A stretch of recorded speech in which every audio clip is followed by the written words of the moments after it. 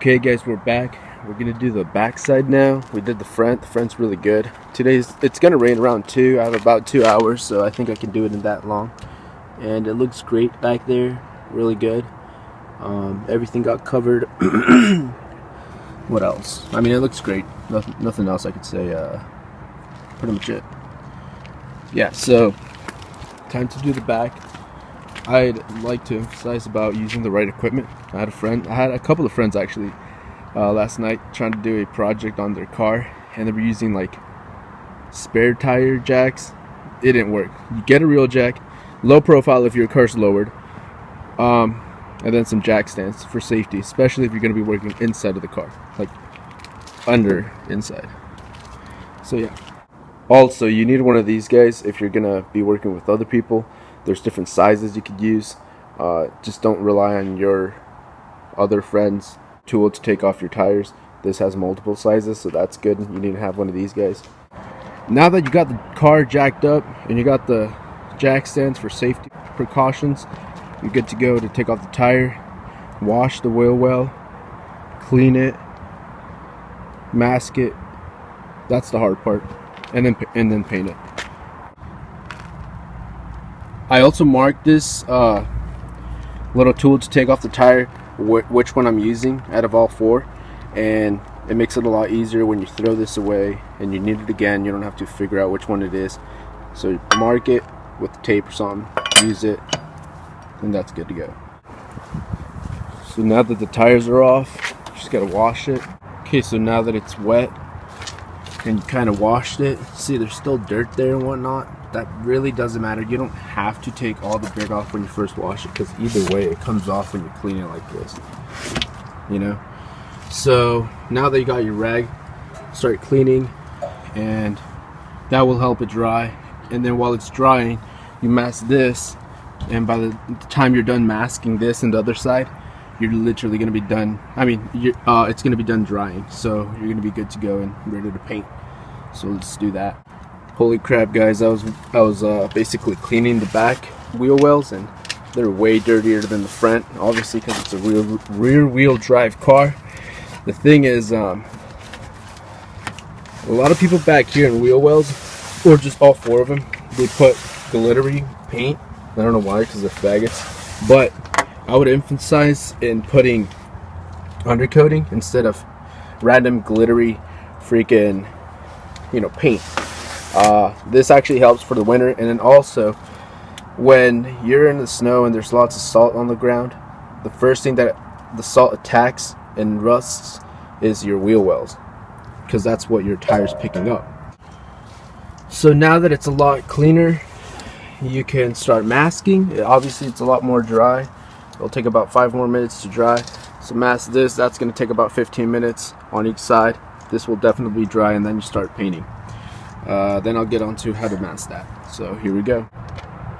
So check this out, guys. I already masked the surrounding. I was gonna go up here, but I really like the back, how it's really flawless, and the front had a little bit of overspray, so I didn't care if I got overspray over there. But this one I'm very careful, so I put the masking like this, so when you're spraying right here, it's not gonna go anywhere. There's a big border right there. So I did that all around, and I put tapes right here so it doesn't flap downwards, stays up, and you're good to go. Obviously you need this, so I'm gonna do this to the other side, and then we're gonna get to this part.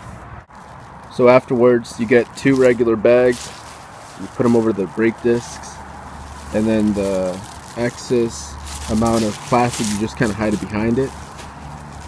I'll show you. Look at the bag, it looks pretty cool. So here we go. I put the bag over it, made a knot, there's a knot, and then hid the knot right behind it, and that's it. Obviously you do the same thing to the other side, and I'll show you how to do this guy. So now that you got your painter's plastic, you gotta go around this guy and then get a good size of it and cut it, and then tape it from the top and drip it down. So kind of like that. I went around it, I got a good size right here. I'm gonna cut that part, cut it from right there, put a piece of tape up there, drip down. So here we go. We put tape on top, dripped it down, kind of made it go this way and that way, then you tape it right there. There's still this flappy part, You tape that down if you want. I'm sure there's no paint gonna go in, but if you want to be extra careful, whatnot, careful, you just put tape right there, and that's pretty much it. Obviously, I stuffed it back here. This doesn't really matter. What really matters is that like springy part, I guess, and then that's that. Obviously, try to emphasize on getting all this, not really on here or here. That doesn't really need it. If anything, this might even get replaced in the future, get upgraded. So just get these guys, the walls up there, don't forget that. And you don't really have to get it on here either. I'm not gonna mask that, I really don't care. I'll just kind of go right there. This is just a flappy part, kind of like a mud flap, but that's pretty much it. Do it on the other side and I'm gonna start painting.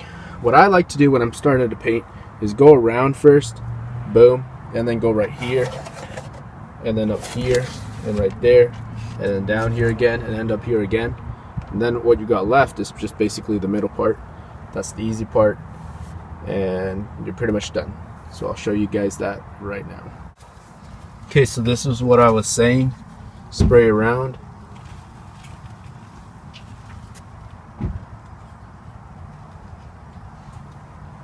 And now you just got 2 spots right there. And just go ham. And then you're done. Okay, so now that you're done, what you're gonna take off is obviously this. Well, not obviously, you probably don't know. But you take this out because right here, there's no paint that will peel.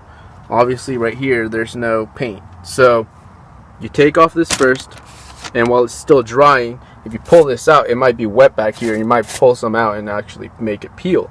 So right now, first this, then this, obviously on both sides, and then when you get to this guy, I'm sure it's going to be more dry, and you just kind of pull it this way, so you just don't pull it down, so this way, so none of the plastic touches the wet part. Okay guys, so I'm done. I started at 12. It's 1 o'clock now. I've been taking off the masking on each side. All I needed is this and that. That's the easy part. The thing is, it only took an hour. I was pretty slow because I was taking a video, and that's pretty much it. But the painting part, it's really fast. You should just do it. It's gonna rain in an hour. I thought it was gonna take 2 hours and basically be done right when it's raining. But no, I finished pretty early. It doesn't take much. You guys should just go for it. Make sure you guys got the right equipment, and you guys will be done in no time. So this is the final product. It looks great, really good. I'm gonna wait for this guy until it dries, then I can pull it back out. And I mean, it looks perfect, honestly. It's really good for your car. It won't get rusty. The thing about this 240 is that there's no rust in this car, so that's the reason why I'm trying to like keep it like that. So yeah, everything's good and whatnot. So thank you for watching, and subscribe, and wait until next time.